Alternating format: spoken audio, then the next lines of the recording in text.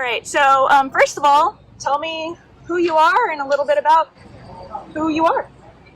We're Sarah and the Sundays. We're a band that live in Austin. Now, four of us here from Connecticut. We met in high school. And this is Brendan. I met him in college. He was my roommate. That's you both. We all dropped out of college and we moved to Austin 3 years ago. My name is Liam. I'm Declan. I'm Miles. I play guitar and keyboards. I'm Quinn. I play drums. Liam's our lead singer. I'm Brendan, college roommate. Guitar. Yeah. All right. Happy to be here. Awesome. So, what brought you to Austin from Connecticut? Probably mostly me, yeah. Like Liam said, we met in college, and I spent like 1 month in Connecticut, and at the end of it, we were like, let's go to Austin. We had, nothing really holding us in Connecticut except for like the families, and so it's good to take a break and get out into the world, I guess, and the live music out in the world is a good place to do it, and we've just been playing a lot of shows. It's all kind of led up to this. Awesome. So, I noticed that none of you are named Sarah, so tell me a little bit about where that name comes from. So Sarah's actually my sister. Okay. We used to be called the Sundays when it was just us three in the band, and at our first show, my sister Sarah was there, and we took a picture with her after and put it on Instagram and said Sarah and the Sundays, and ended up changing the name to that later because there was already a band called the Sundays, so it kind of worked out. Awesome. So, what is it like for you guys to play ACL?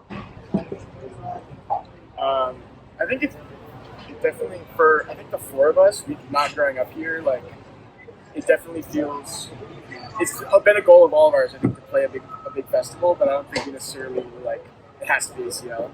I think for Brendan, it's very different. He's born and raised in Austin, true Austinite, like, this is, the big show. So, I think, it's surreal any way you cut it, but I think it definitely had, it's a special thing for him. We're all super stoked, but, his family lives here, friends, high school, the whole thing.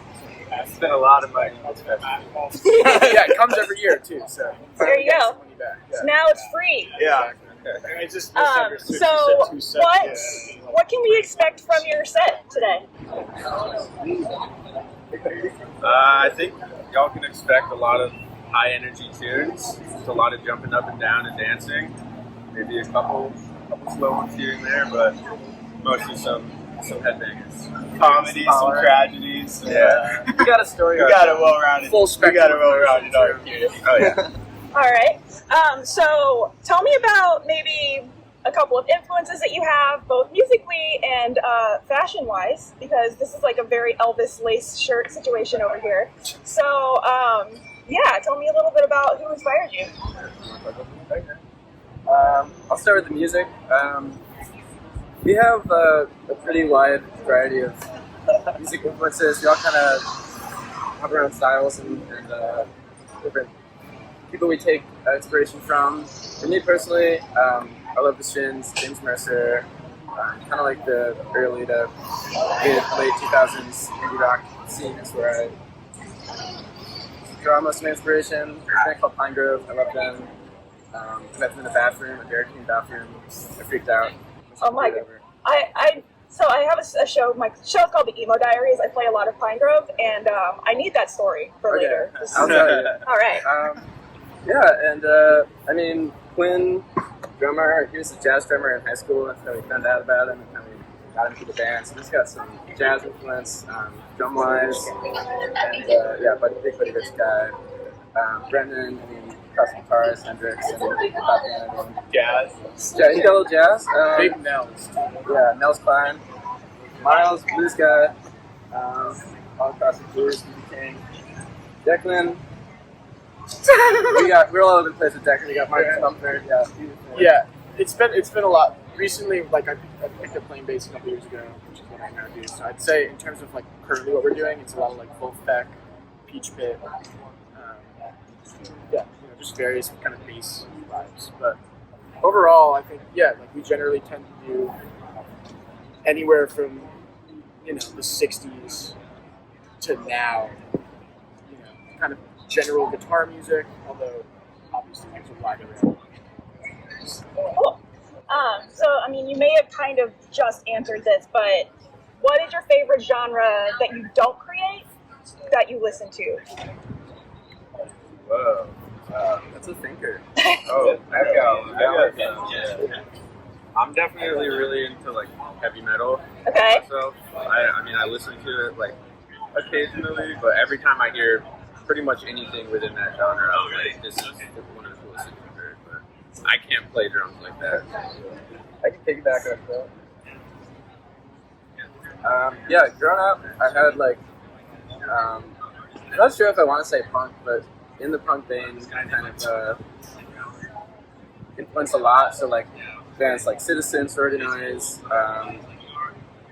Front Bottoms are like one of my favorite bands ever. I don't know how you even classify them, but I can't sing like that. I can't really scream like that. I mean, So yeah, I mean, I love that kind of music. I'm definitely interested in like pursuing sort of a heavier tone at some point in our musical journey, but yeah, we'll get there when we get there. Yeah. Brandon, you got some? I would say, well, I mean, it's definitely a killer question because, like, I mean, every musician probably listens to, or they wouldn't have a genre they say they hate, And I think, like, I'll definitely listen to some kind of porch sitting folk guys just playing this most simple guitar riffs, and they have so much power to them. And I think listening to music like punk is kind of the genres that limit you with tonality. It could be anywhere. Opportunity to grow and like try to play it, you can't do it. It's just like emotion. All right. And I think the last question I have is, what's next for Sarah and the Sundays? Anybody? Yes. So we're currently underway with our third album. We're doing ACL, and then pretty much for the rest of the year, we've got a few odd shows here and there, but mainly just writing. And then beginning of next year, we're gonna move up north for a couple months to really lock everything in, and then we're hoping to have it done, and start rolling out. I don't know, sometime later next year. We'll see.